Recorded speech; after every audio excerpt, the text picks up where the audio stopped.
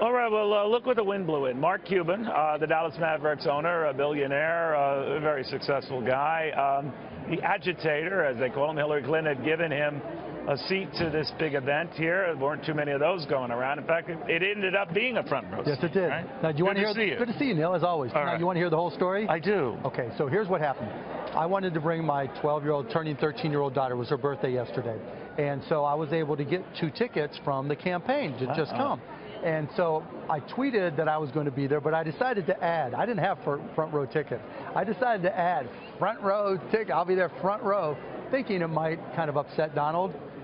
He took the bait, hook, line, and sinker. But you did have front row. No, I didn't. At the time you didn't. I didn't. And so it turned into such a crazy scenario that they were like, okay, now we're going to give you front row just to see what happens. But to be fair, you know, if the idea was to psych him out or whatever it was, it didn't affect him. No, of course not. And I didn't try. Look, I wasn't trying to make eye contact with him. Did you? No, I think one time Did he see you? I don't know. I think because I was more looking at Rudy Giuliani and the Trump family. I was more curious about their responses and their reactions because, look, I knew people would be paying attention. Who was sitting next to you? Like, who was in your row? A woman by the name of Maxine, who just has a great story that has been has inspired Secretary Clinton, and then Donna Brazile and Vernon Jordan, and then the Clinton family.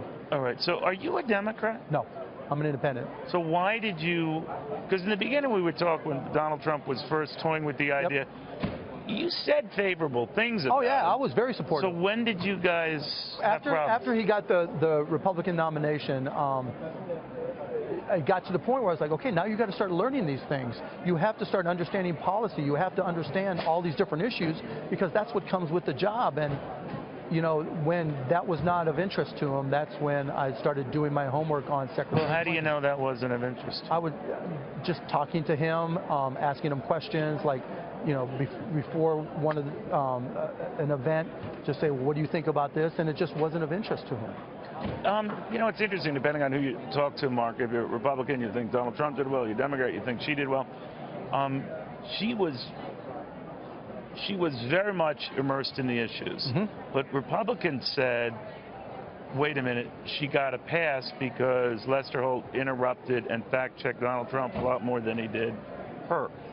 Maybe he did, and I think part of that, you know, it's like in basketball, right? When you play hard, you kind of get the calls from the refs, and I think she showed a very good understanding and depth of all the issues, and she directly answered his questions.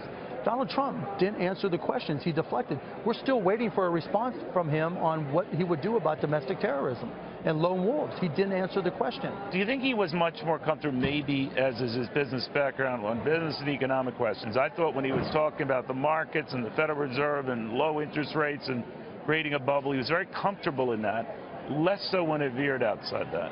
I don't think it was so much that, Neil. I think, you know, he's a self-described counterpuncher. And when you're throwing counterpunches and they land, your confidence grows. When they don't land, you kind of get flustered. And he got a little bit flustered when... But was she almost, you know, too exacting and too traditional? No, think about what you just said. Right, we're talking about 2 candidates for the President of the United States. They were asked a specific question. How can you be too exacting? They were given a time limit. Let me tell you this. There were a lot of people who listened to the Kennedy-Nixon debates who said Nixon won because he was more detail-oriented and got his facts right. But on other issues, Kennedy seemed to reach for the heart. Now, I'm not comparing that at all. This is a different world. All I am saying is that, do you think that his pitch to reach out to frustrated people resonate in a way that this audience here, or media, traditional media, the way we score debates, might not? No, and that's a fair point, right? So if you were already pretty much a Donald Trump fan, I'm sure you thought he did okay. If you were already a Hillary Trump fan, I'm sure you thought she did great. If you were on the fence and you were more... yeah, that's what I'm asking. Did it move anyone on the fence? I think it did. I think because she was very presidential. She was calm, cool, collected. She dealt with the issues, and she baited him, and he took the bait multiple times. You know, she set him up with the question about not paying your vendors, and we have the architect here, and then she came full circle. But he did answer it. I'm sure you've had it, but sometimes where I didn't pay if they did a lousy job, or I didn't pay, you know, that's the way the government operates. That's not the way I operate. No.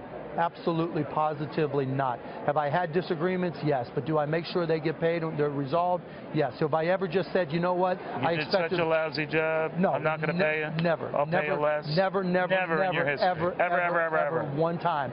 That's just not me. But where it came full circle, Neil, was then they got into the issue of the balance of power and deterrence and talking about our allies and supporting our treaties. And they started talking about Japan and North Korea and China. And he dealt with that issue of wanting our allies to pay the same way he dealt with, well, if they don't do a good job as a contractor, I'm not going to pay them. Well, it's one thing if you're dealing with an architect and you don't like the work they did for your hotel. It's a whole other thing when you're pretty good with money, Mark. I mean, you know, a lot of our allies don't pay up. Now, does that mean we don't honor a NATO commitment if one is attacked? That's in the other moment. But that's what he said. But let me ask you this. Did he raise a good point recognizing we can't keep that going, especially when we as a nation are running up deficits and debt? Or did he fail to articulate that? It wasn't the right point to make, and I'll tell you why.